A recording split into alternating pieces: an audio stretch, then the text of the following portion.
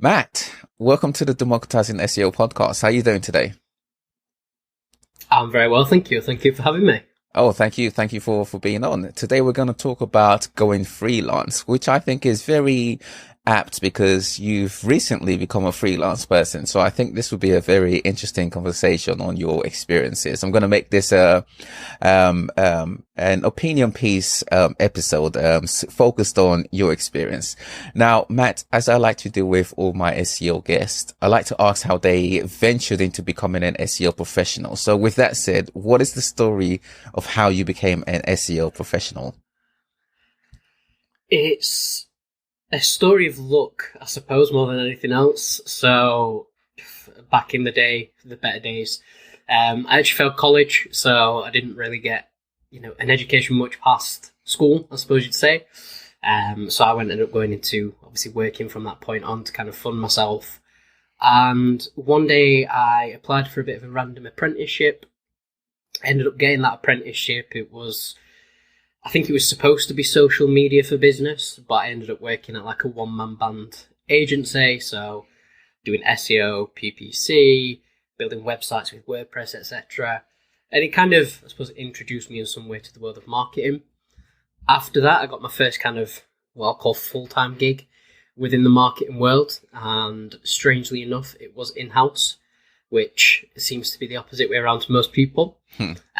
So I worked at a company called Tutorful and joined them quite early on in the journey and was on their SEO team specifically.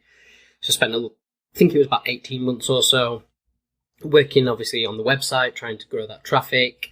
We saw some great success. From that, I've kind of learned the ins and outs of SEO and got to test stuff at a bit more of a deeper level than if you're agency side, for example. But I decided to go agency side anyway and kind of see what that was about. So after that point, spent probably the better part of my career working at various agencies around Sheffield. So I've worked with sort of Rise at 7, Circulate Digital and Evoluted, who are all obviously amazing agencies, each one of them with a different range of clients to be working on as well. Through that, I kind of very much specialised in technical SEO and data and reporting, kind of drilled down onto those subjects specifically. And when would it have been? The beginning of last year, I made the decision to go freelance. I thought, it's the only avenue I haven't tried yet.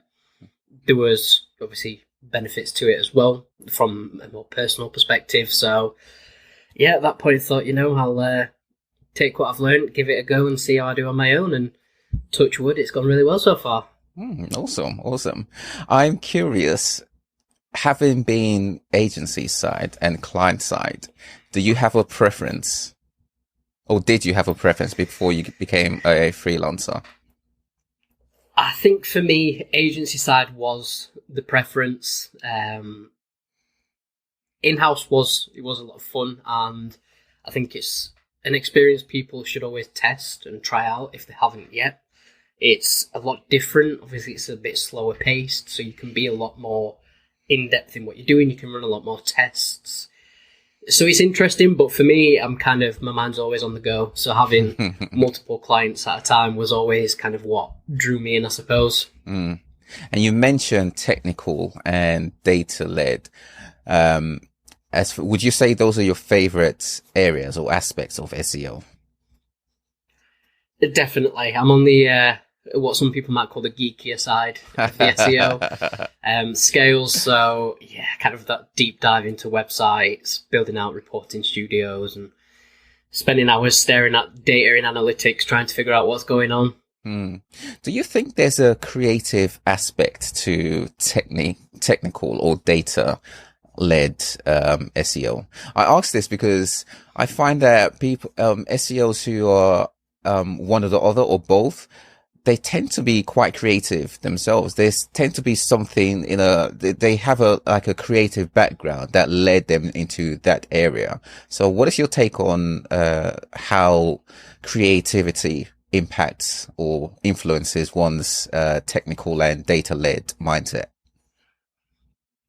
I think it definitely does have quite a big impact. So even in my personal life, I'm quite creative, play guitar, kind of rap music and stuff. So that's kind of my creative outlet outside of work. But I think when you put that into an SEO perspective, it's creativity in a slightly different way. You know, you're running into a lot of difficult issues from a technical side of things that really take some, I suppose, thought process of how are we going to fix this or overcome it, whether that be directly on the site itself or, you know, in reporting. A client might want to see reports on some figures that don't really exist, so you're trying to figure out how can we get the closest possible solution for them.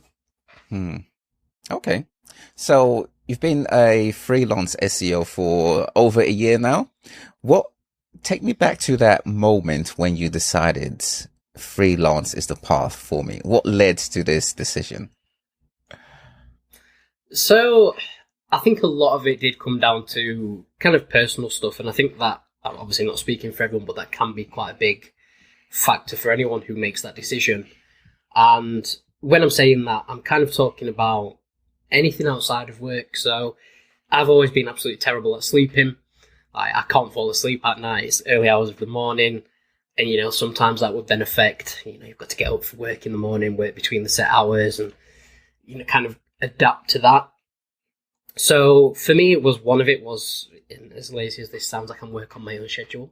But that also meant that I can have that bit more spare time to explore the other things that I enjoy doing. So I spend a lot more time with my family now, in kind of times and days when I usually wouldn't be able to, which is obviously really nice. You know, you're not kind of stuck to a specific schedule and you kind of work around that. And aside from that as well, as I say, I was always that interest, I suppose, of, you know, freelance is the only avenue I haven't tried yet. Obviously, at the time when I was making that decision as well, we'd just come basically out of the better end of COVID. So things were kind of changing up a lot in the industry. I'd noticed a lot of freelancers popping up and, you know, a lot of agencies working with freelancers as opposed to maybe hiring staff members. From an operational perspective, it's a lot less risk for them. And obviously, you know, clients were maybe cutting budgets or pumping the budgets into slightly different areas. So I think it was the amalgamation of all of that stuff that really said, now's probably the best time to try and go freelance and see if it works. You know, I've got some money behind me in case anything went completely wrong, which is obviously always quite a good thing to have. But also the timing just fit. Everything seemed, you know, for me, where I am at that point in my life now, this to me feels like the best decision. So I may as well try it. I'm always that type of person that's kind of, you know, if I get an idea in my head, I'll probably go through with it. And if it goes bad, it goes bad and it's a lesson learned. But if it goes good, happy days. Yeah. And owning one's own time is usually one of a big plus for freelance SEOs. Before you became independent, what were your expectations, and how have they changed now that you are independent? So I think a lot of the expectations originally, it's probably quite natural for a lot of people, is, oh, what am I doing? I'm going to struggle for months. You know, I need to make sure I'm earning at least enough to pay my bills, but that's probably going to be it. There's no, you know, expendable income anywhere, and you're working day and night making sure everything's done. How am I going to find clients is probably one of the big ones as well. And if there's a lull, what happens? And I think that was a lot of the expectations. It was, yeah, I might get to have a bit more free time or, you know, pick my own schedule, but is it also going to be a case that there isn't even a schedule to pick because I've got no work? So that was probably the devil on my shoulder. But after going freelance, as I say, it was a very eye-opening experience in a positive way for me. And I know everyone's got their own experience and story of going independent. But for me, you know, the first month or two were a little bit slower, but I was quite lucky to have a couple of clients in place that would essentially cover the bills. So I didn't have to worry that I was going to be in debt or not be able to, you know, pay the mortgage, for example. But I also had a great network of people from sort of past employment as well. So people that I'd worked with at various agencies, and they pretty much are the reason I'm still doing it now. They've pulled through. You know, people are more than happy to share the announcement that I'd gone freelance or give me a referral. And after the first few months, I kind of dropped unlucky with a few projects that have been going consistently since then. So we're talking nearly 18 months now, which, even some agencies would love to have that and don't always find it. So, as I say, it's always different for everyone. A lot of it depends on the kind of clients you get and your network. But yeah, it's kind of been amazing. There's, a lot of work to be done, and that's a good thing. Capacity is full. But I do have that additional freedom of saying, I might work on a Saturday and then have Monday off, for example, because on Monday I can go and do the food shop when it's quieter and everyone's at work or school, or, all the little things, the adulting things in life. But it's been fantastic. Awesome. SEOs who go freelance, they are usually met with this realization that SEO is now not their only hat that they wear. What hats do you now have? Oh, everything. So obviously there's the SEO itself. Right. There's action in the work is obviously one of the big ones that everyone's always expecting. You're selling the service, so you are doing the service. But on top of that, you're fully project managing everything yourself. There's no account managers or project managers. It's kind of, and I suppose that's from like relationships with the clients, but you're also project managing, maybe this project's coming to an end or this contract I've got ends in 3 months' time. Realistically, by next week, I need to start trying to find someone to fill that. And, you've got to talk to maybe 3 or 4 different people and only one of them pull through. So it's kind of really, I suppose, future-proofing what you've got.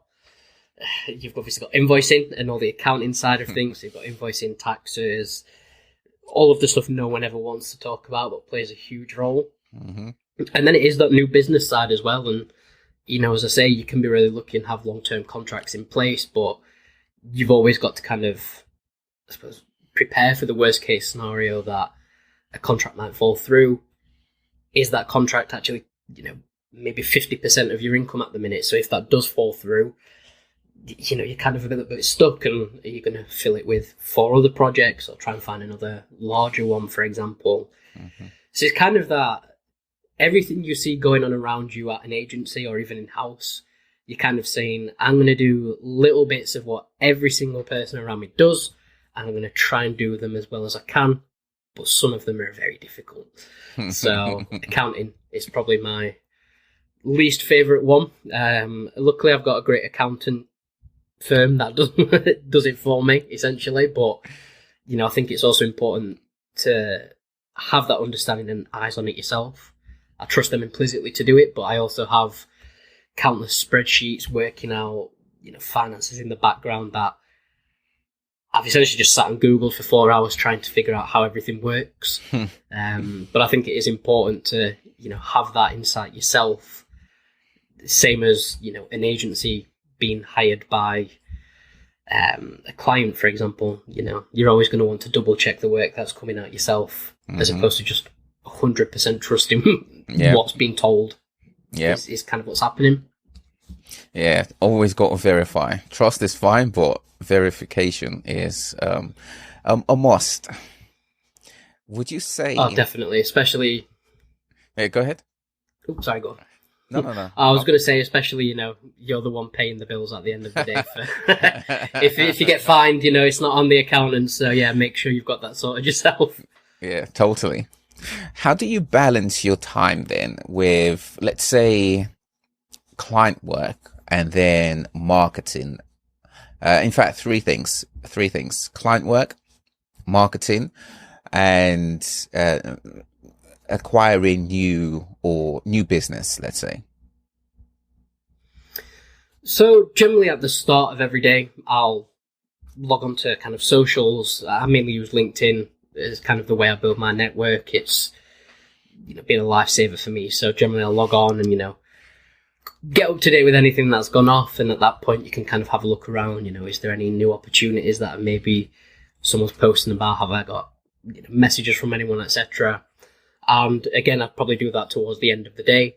So it's, maybe only 10 minutes at a time, unless you're in a very back and forth conversation that's kind of happening in the moment. But generally that's the way that I try and keep on top of the marketing side of things, as opposed to setting aside a full day where I think sometimes with, the marketing, a lot of it is you are messaging people or you're in conversations and they're not always going to happen exactly when you sat down. So if you book out a day to kind of go through all your new business conversations, you might not actually get any replies. So then you've booked out a day and you think, oh, well, that was a bit pointless. So I generally try and split that kind of morning and evening and any days that I'm working. Client work, therefore, usually just fits within the middle as well. So after I've, kind of checked over the socials and everything, jump into that client work. I generally tend to, at the beginning of each week or at the end of each week, I'll then plan the next week out. And I find personally for me, the best way to do that is to actually just block out time in calendars and just assign it to a client. So as opposed to breaking it down, for example, and saying, in this hour period, I'll do this exact task and then I'll spend the next 2 hours doing this. I think, for me, I should block it out for that day and obviously repeat for the whole week. And at that point, it kind of allows you to be a bit more flexible as well, because there's nothing worse than booking out time and saying, yep, for the next 2 hours, I've got this task. And then your client messages you saying, unfortunately, actually, we've just no indexed the website. Can you fix that? And then everything's all over the place. So obviously, everyone's got their own personal ways of working. But for me, it's very much first thing in the morning, obviously after the coffee, that's the most important detail. Right. Sit down, check for, the socials. Have we got any new business leads? What can I be looking to post or what's going off? Sit and do the client work for the rest of the day. Repeat the morning in the evening. And I think for me, that kind of keeps me on top of everything that I feel I need to do. Outside of that, obviously there's certain times when you might just be like, oh, I've got this great idea for a post, I'll do that. Or you might have to change stuff around. But generally that tends to work best for me. So with the new hat that you've acquired, which would you say is your favorite? Is it one of the new ones or is it still your old hat? I probably would say it's one of the new ones, and I think it is the new business. So it was very strange. When I worked at agencies, obviously, over the years I've gotten into more senior positions, so I was doing a lot of new business calls and, preparing proposals, etc. But one thing I was never fully confident at doing was the sales calls. I was confident in what I'm showing you I can do and needs doing is correct, and I'm very confident in my work.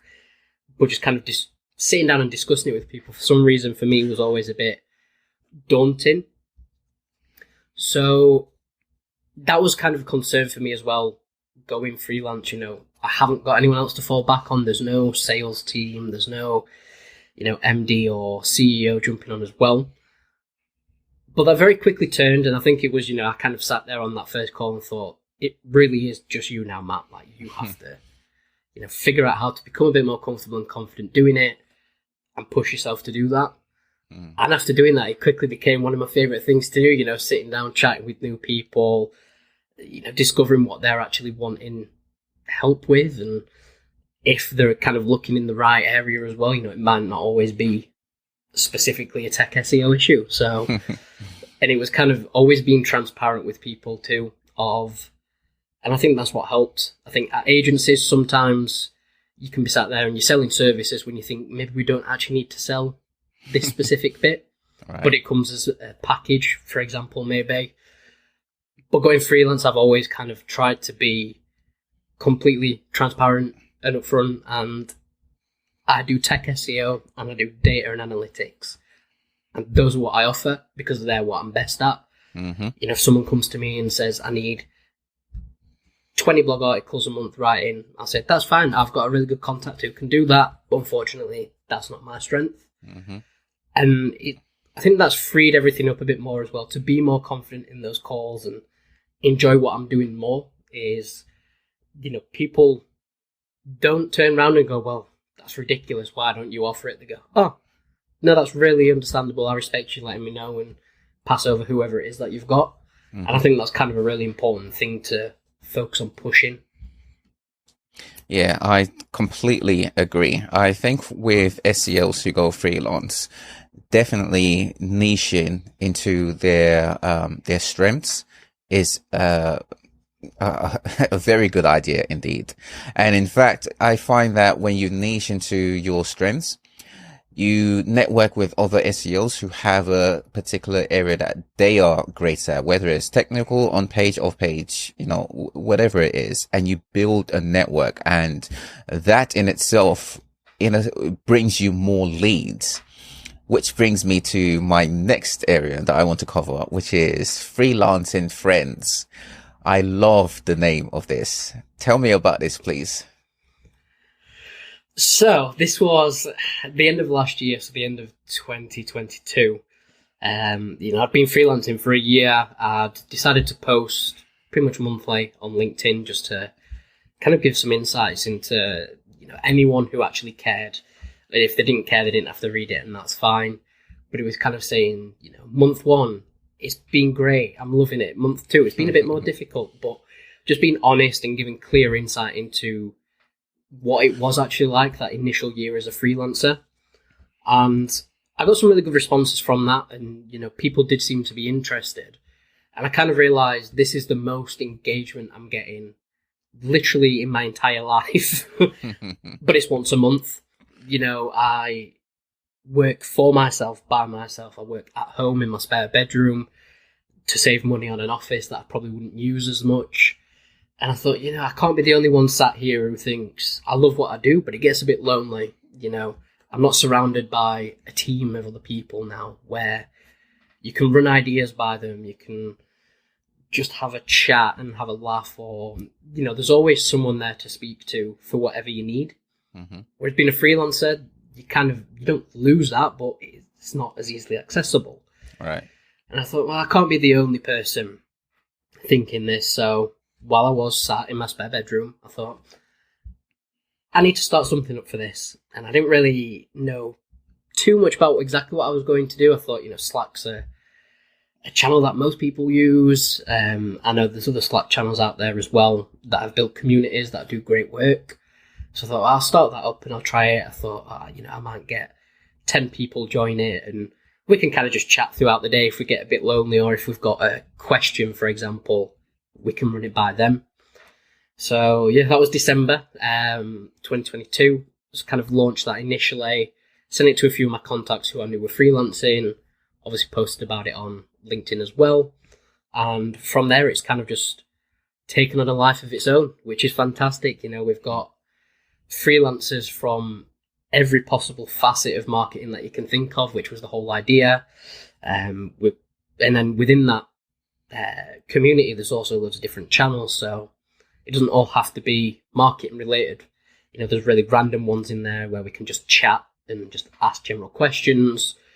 There's places in there you can ask business-based questions. So if you've got an accounting question, or if you're not quite sure how something works legally from a contractual perspective, while we'll all sit there and, we are not actual accountants or lawyers, we can give you advice on what we did and, resources we looked at, for example.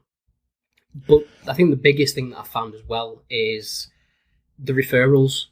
So it was also a way that we could kind of build this network, as you said, of other people who have very complementary skill sets and pass over work. So if someone came to me and said, I need digital PR, I said, that's fine. I've got 20 people right now that I can, put the word out to and see if anyone can help. And, it works vice versa. And there's a lot of referrals going on throughout there. And, obviously we don't track them as such, but I know, for example, I've given away at least 6 or 7 contracts over the time of having it. And that's just me personally knowing from what I've done.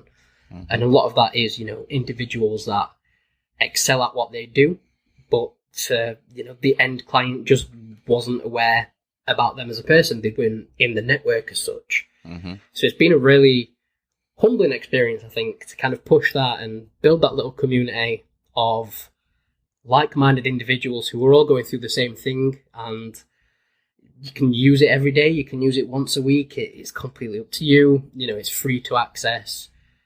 but it's there as a resource should you feel you need it. Where can people head to access it? So I have actually just launched the website, which is freelancingfriends.co.uk.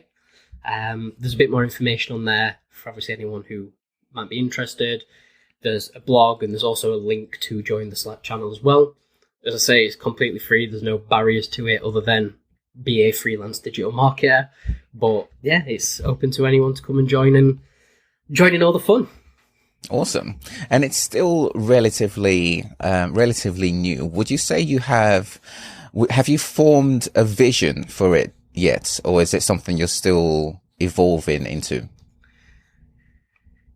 So there's definitely some ideas there. Again, it took off a lot quicker than expected. So for a while it was kind of sat there just kind of ticking over and running itself, with new people joining. And I think when it really hit me was, I was putting a message out and I needed it to go to everyone. So obviously, it's like just usually at everyone or at channel. And obviously it pops up usually giving you a warning. Are you sure you want to tell everyone? And I think for me it was, there was about 220 users across 16 different timeframes.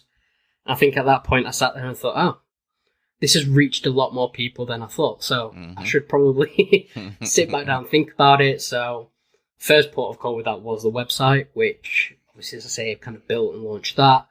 The blog on there is collaborative as well, or the plan is to be collaborative. So I want freelancers from the community to, share the blog posts. It's not in a way for me to try and monetize their work, but it's for them to push out their expertise and kind of shout about what they're doing. Mm-hmm. I am working on a podcast in the background where I'll be speaking with obviously freelancers and kind of going over trials and tribulations we have, and just chats very much like this where it's an honest and open chat. And there are a few more ideas moving forward. What will and won't happen, I'm not too sure. I'm trying to look at a few companies to maybe team up with to offer, resources to the community.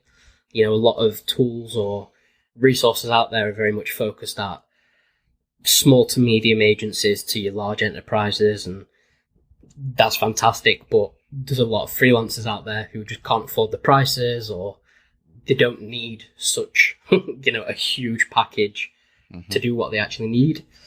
And an exciting thing that we are doing is this November, we are teaming up with the team at Take It Offline. So their next event is in Bulgaria, and we're working with them to kind of help promote that, push it. We'll be there doing some talks on freelancing as well. So it's kind of just growing that community wider in a physical space as well, which is a lot more difficult, obviously, as I say, when you work from home, but it's kind of, building it to be that community. And I know I say that word a lot, but that's exactly what it is. It isn't a money-making scheme. It isn't something where I'm just set it up in the side and thought, I'll find a way to make a few grand a month off this in the background. It is very much, I want other people to have the similar experience as what I had starting up as freelance. I was very lucky with some of the contacts that I had. I'm very thankful for that as well. I'm not letting that get to my head. I know I'm very humble about where I came from and how I got there. But I also want other people to have that network where maybe you haven't worked with someone in the past, but there's this network of hundreds of people from all over the world now who literally get leads day in, day out for your type of work, but they don't offer it, or they can just answer your questions and help with advice. Yeah. No, I think it's a fantastic initiative. It's something that I think can definitely grow quickly, very quickly. And I wish you all the best with it. We as an industry, stuff like this, I absolutely love. Looking ahead. Thank you so much. Looking ahead, Matt, what are you looking forward to for the rest of the year? And the year has flown by for me. I don't know if it has for you, but we're in almost the fourth quarter of the year. It's insane. What are you looking forward to? Yeah, it's scary how quick this year's gone. It's nearly 2 years of freelancing, and I feel like it's been 2 weeks. But from a personal perspective, I've got a holiday coming up, which is very nice as a freelancer to take the holiday, which does remind me, if anyone does go freelance, please ensure you take holidays and look after your work-life balance, because that is the biggest thing you can do. Obviously, there's the Take It Offline events, so that should be really fun. Get to go to Bulgaria for the first time, chat with people in person as well. And outside of that as well, it is just working on kind of the projects that I've currently got and seeing which new ones come up, before the end of the year arrives. And that's the beauty of going freelance for me, is I now really enjoy every project that I'm working on. I'm not assigned it by someone, maybe my manager isn't assigning me 6 accounts and saying they're your accounts. It's, I've got my set clients who I have chosen to work with. Don't be afraid to tell a lead if you don't think you're a good fit. Sometimes you're not, and that's completely fine. If you think you wouldn't feel comfortable working with them, don't put yourself through it. The money's not worth it in the long run, for what it's going to do to your mental health. So yeah, it's kind of just, as I say, working on those projects. I've got a lot of fun stuff going on in the background as well, with the nerdier side of stuff, building some scripts to kind of link into Google Sheets and push that through to some reporting studios that we're building. So yeah, I think for me it is pretty much, as I say, a holiday and work. With freelance SEOs, there's this tendency to overwork, and I think it's partly because of this open array of time, right? Which is no longer a set structure. It's now down to one to set it themselves. And usually it's a case of a freelancer wouldn't set their own boundaries, so therefore they tend to overwork and just be overwhelmed. How do you keep your mental intact? I was definitely guilty of overworking myself at first. I think we've all been there, definitely. Yeah, it's a very natural thing to do, and I think if you are just starting out, don't beat yourself up if you do it. It's a big change in life, and you are going to try and make it what you can. But I think the biggest thing I learned, and this kind of applies to personal life as well, but don't always believe everything you see on social. The kind of way social media is at the minute, especially if you go on somewhere like LinkedIn, for example, fantastic platform, amazing people, but there is an abundance of people on there who push this kind of hustle lifestyle. And while some people want that, that's absolutely fine if you want that, but you are also then having to make that, I don't even know what the right word for it is. I wouldn't say you're making I suppose decision is probably the right word, that you are going to just work from the moment you wake up to the moment you go to sleep, and that's what you want. But for a freelancer, I think a lot of the people I've spoken to had some similar reasonings for going freelance, and a lot of that comes down to obviously the freedom of your own time. Mm-hmm. So don't lose sight of that. It's very easy once you start to build up those new leads and you've got potential projects that are dropping. You think, well, actually, I could work full-time hours and I'll be raking it in, and this is fantastic. And if that's what you want, again, go for it, but don't forget the initial reasons you started to go freelance. And as I say, for me, one of those was to spend more time with my family. Probably midway last year, I was at a point where I did fill up my capacity and I was thinking, yeah, this is great. And then I realised, I've not actually seen my family and I'm not taking the extra time off. So I kind of took a step back and thought to myself, does that still apply? Because obviously things do change and the reasonings may change, but for me, a lot of it is kind of keeping those core reasons, just like an agency would have values that you generally tend to see as to why they exist. Mm-hmm. Have values for yourself. Why are you freelance and why does that exist in your life? So I think a lot of that does come down to when you go on social media, take it with a pinch of salt. Just because 10 people in the last 50 posts you've seen have said, last year I made 12-figure sums for 3 hours work, it doesn't mean they did. And, everyone's different. So a lot of it does come down to, I think, shielding yourself from that, but also just being open and honest. It's taking that time. If you sat at your computer and your head's starting to, hurt a little bit and you're thinking, what am I doing? I'm a bit stuck. Just get up and go for a walk. Like, no one can tell you no, you're your own boss now. So just take that time, get away from your computer a little bit, do something you enjoy. So for me, I might pick up the guitar for 10 minutes and, just have a little jam around or go for a quick walk, whatever it might be. It's kind of keeping on top of making sure you're looking after yourself, because that's the thing about being freelancer as well. You are now the service. You are selling yourself. Mm-hmm. In a non-weird way, that is what people are coming to you for. Yeah. When it's the same for agencies, and that logic applies to freelancers. Someone else, there's multiple other people who do exactly what I do, and there'll be people out there a lot better at it than me. Then that's not a secret, but the client chose me over whoever else they spoke to because of me. So the personality side of things. Don't know why, but they did. But it is, you are selling yourself, and if you push yourself too hard and then you get ill or you're burnt out and you're not working for a few days because you need the rest, well, that's a few days you're not earning any money, which you hadn't planned in for. And I think a lot of it does come down to just being grounded of, I am now, the service, so I need to look after me.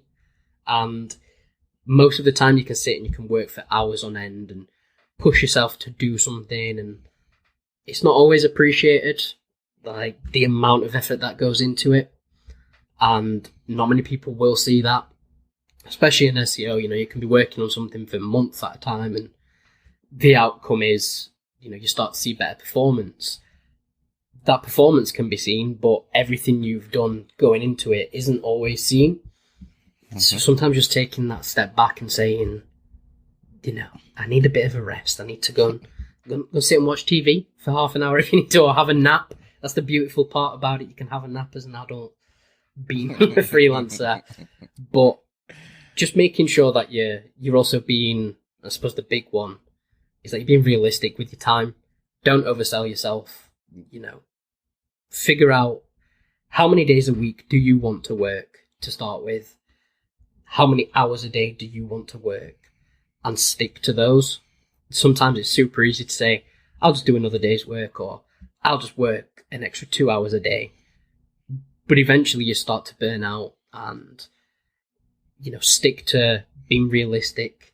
You have a select amount of time, and make sure you definitely put aside time for yourself to do whatever you enjoy, and to just kind of keep healthy and keep your mental health in a good state.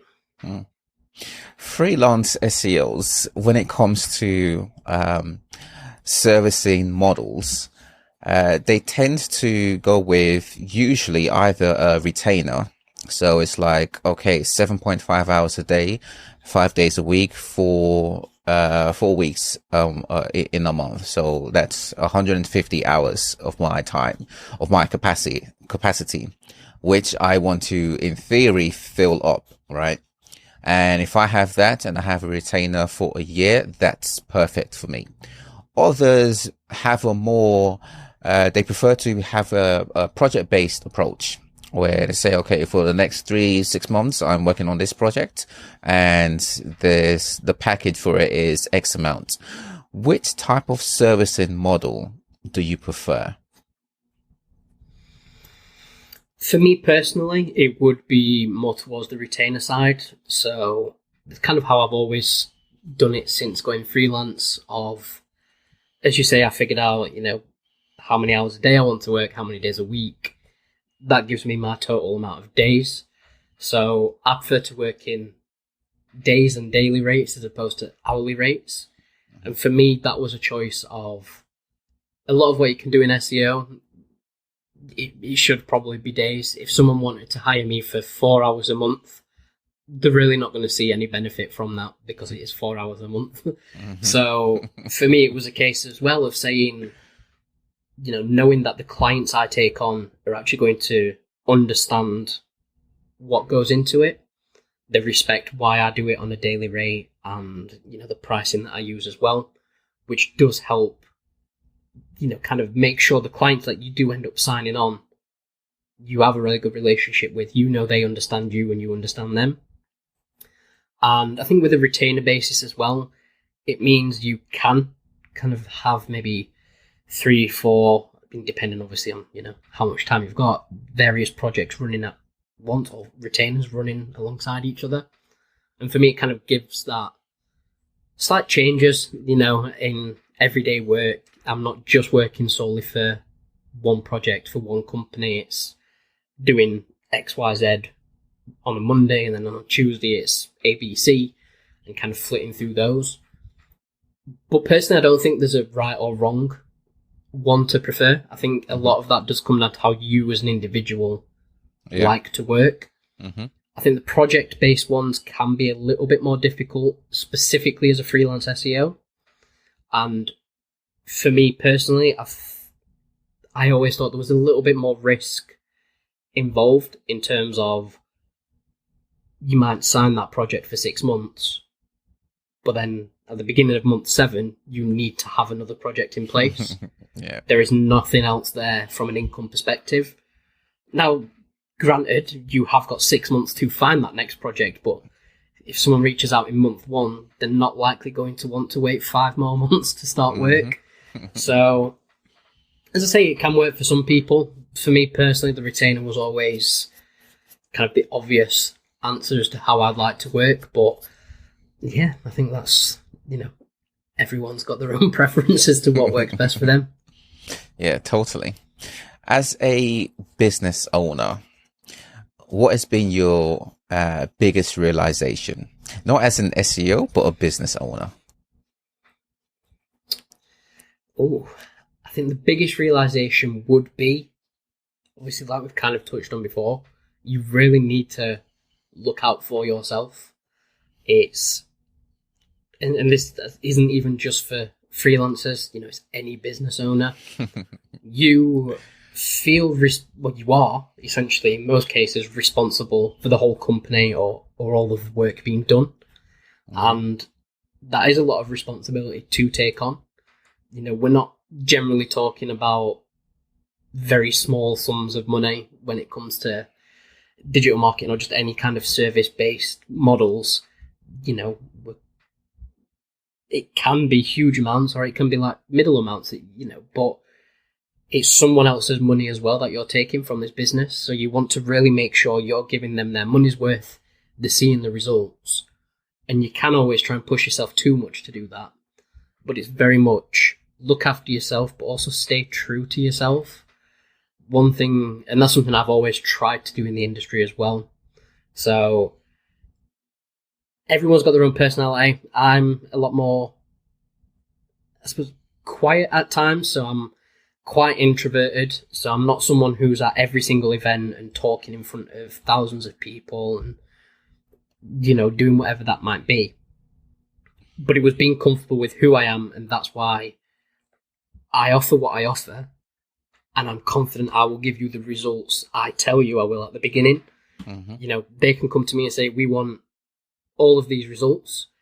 If that's achievable, it's like, yep, fantastic, I'll do them. If it's not achievable, it's going back and being like, they're nice results, but I'll definitely give you these realistic ones, and we can work towards those other results in the end. Mm-hmm. And kind of just sticking to those values really is, for me, the core thing of, it's so easy at times to just take on a project for the sake of the money. Money is what keeps life moving, really. Everyone needs money, once you've grown up, and you have to have it, but it's not the be-all and end-all of happiness, essentially. I think everyone... Personally, I think there is a shelf of everyone does have, whether they know it or not, an ideal amount of money to make. And anything below that, they'll probably be happy, but think, I want a bit more. But anything above that, they start to think, it's really not worth it. I'm working too hard and I'm not spending time outside of work anymore. I just live in work. So, as a business owner, I think it is very much sticking to those values and looking after yourself as much as anything else. Your values, would you say it's something that you consciously sat down to realize, or is it something that formed over time?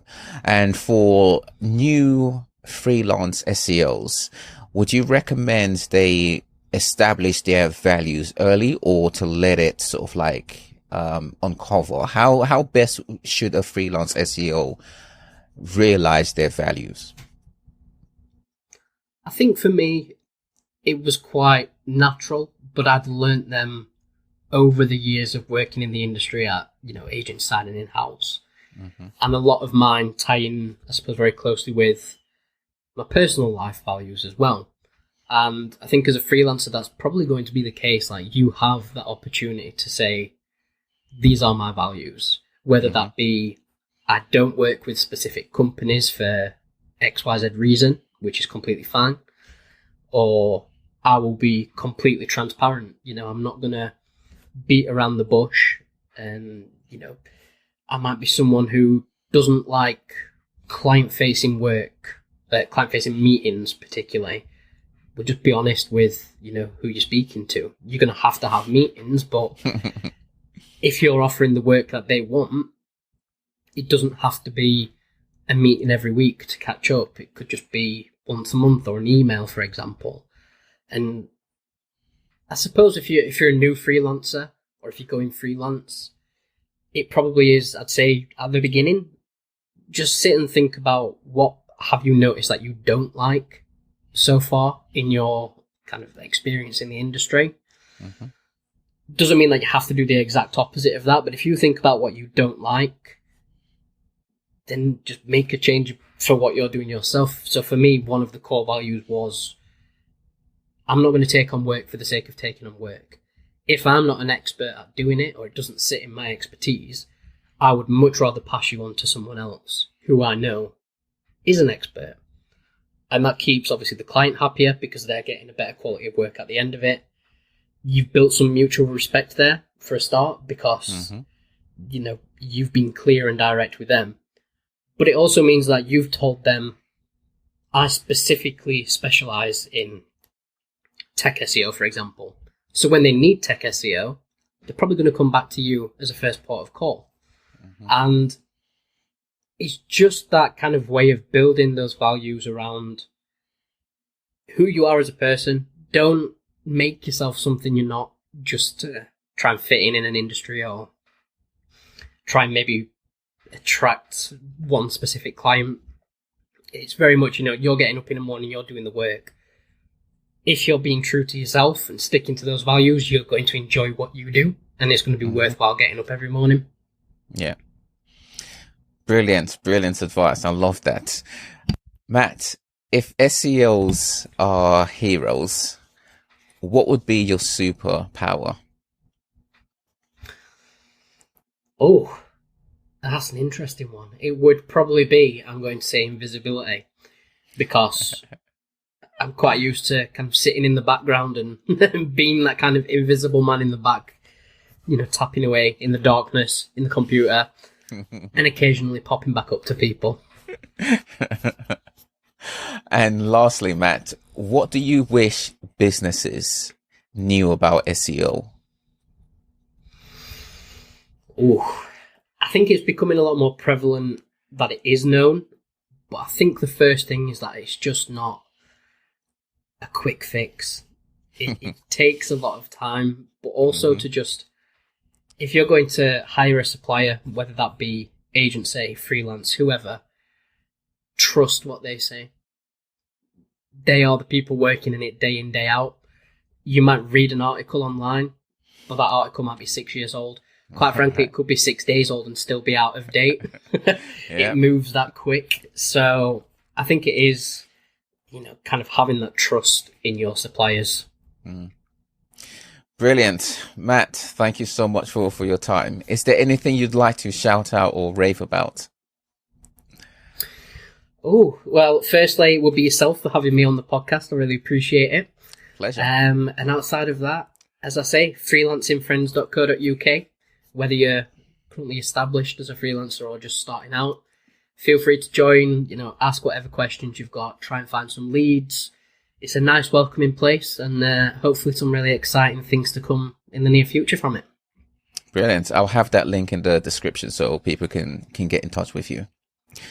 Matt, thank you so much for your time. Have a brilliant day. Enjoy your holiday. And I'm sure we'll catch up again another time.